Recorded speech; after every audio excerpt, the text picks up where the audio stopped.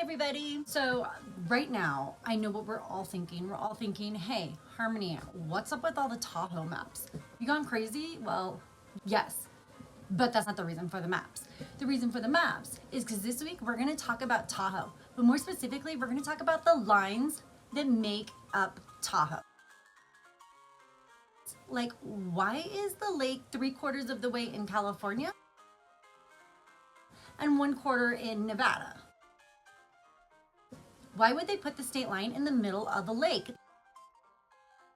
That doesn't make any sense.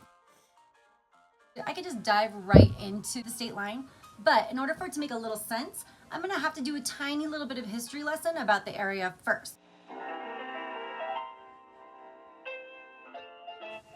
The year 1844. The month, February.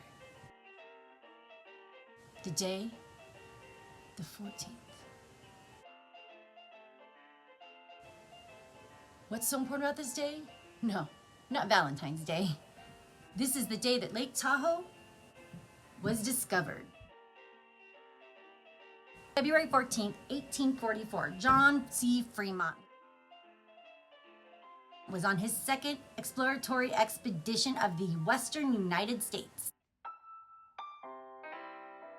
And he saw for the first time Tahoe.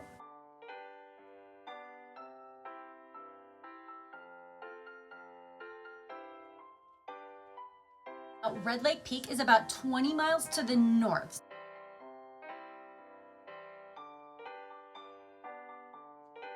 So Fremont in 1844 was the first person to actually map Lake Tahoe. He thought it was only 15 miles long. As we know now, Tahoe is actually 22 miles long.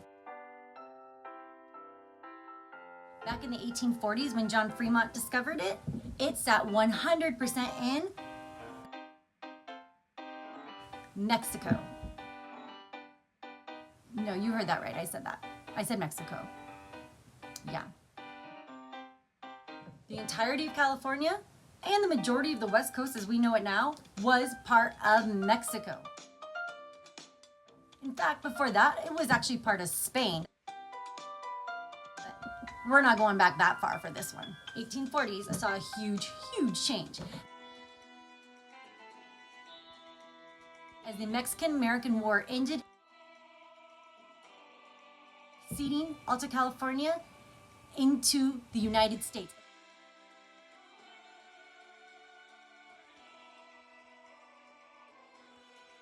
Making the current borders that we see today. First thing on the United States agenda, make more states.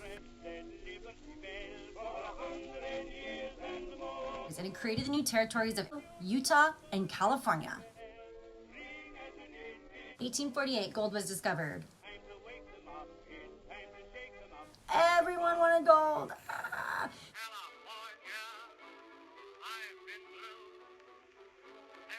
People started coming to the area for the first time, and more importantly, people started mapping the area for the first time because they needed to know where the gold was. It's always about gold.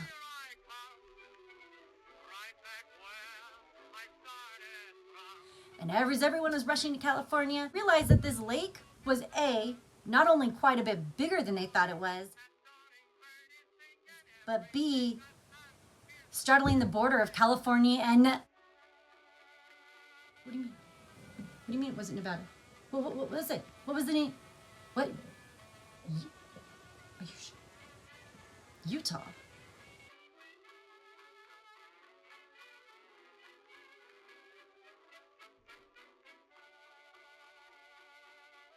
For the portions of the California border that we care about it all, but for the purposes of this, we're going to talk about where it meets at Tahoe.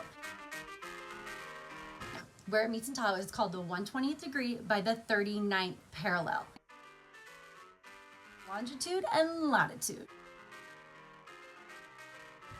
Now, the reason that they picked these particular lines was the 120th was based on the Oregon border, the 39th on the Colorado River. That gives us this bam, this abrupt line that we see in the middle of Tahoe.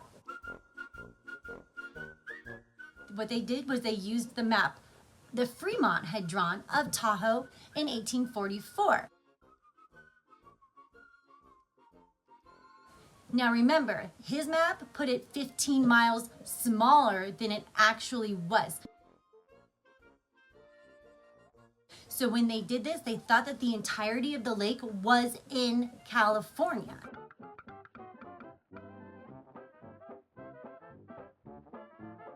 Between 1855 and 1900, 6. Count them, 6 survey attempts. Locate the 1/20th degree meridian. Each one differing their lines by over 3 miles.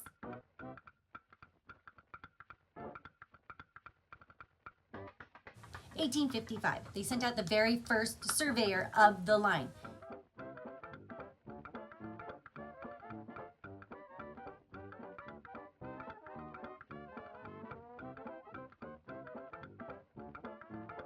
He discovered that it was nearly impossible to tell where the 1/20th and the 39th met because it was in the middle of a lake. In 1861, Nevada became a territory. And it would encompass the line that Utah had previously had. And that it might possibly, at some time in the future, probably take some of the land of state of California. However, it failed to state how much of this land, which land, and California never agreed to this land. People needed to know where the state line actually was. Taxes here and there, taxes everywhere, taxes every place that they can be.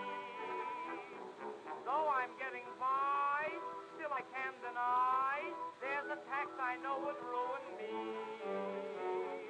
I sent my congressman a note. I said, if you want my vote, don't put a tax on the beautiful girl. In 1872, California and Nevada, not agreeing with the already 2 incorrect surveys that had been done, sent out von Schmidt.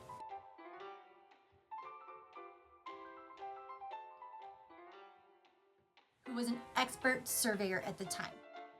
Into the 1/20th, put down this huge stone obelisk, and then made these stone obelisks all the way down.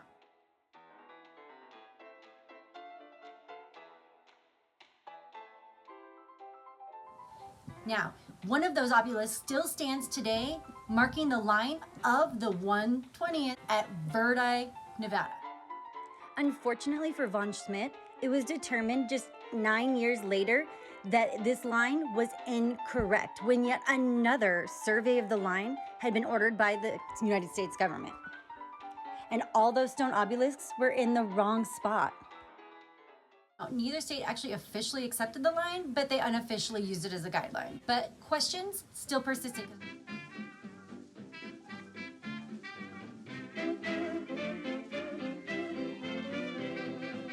This continued on for quite a while, about over 100 years. Now this continued on all the way till 1977, when the state of California sued the state of Nevada for taking too much of its land.